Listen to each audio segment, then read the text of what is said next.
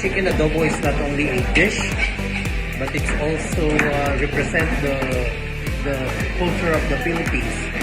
It's how when you say adobo, the next thing you know is Filipino Philippines. So here's the history of adobo. Adobo is a Spanish word for adobar.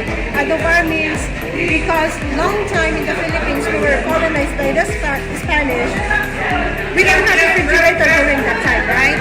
So that's why they use the salt to preserve, to make it for the short life of the food.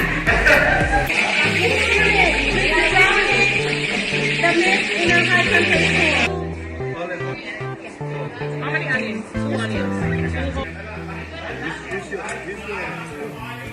Another pepper? Yes. 6 teaspoons? Yes.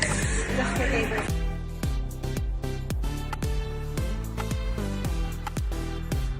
Okay. Then we're going to add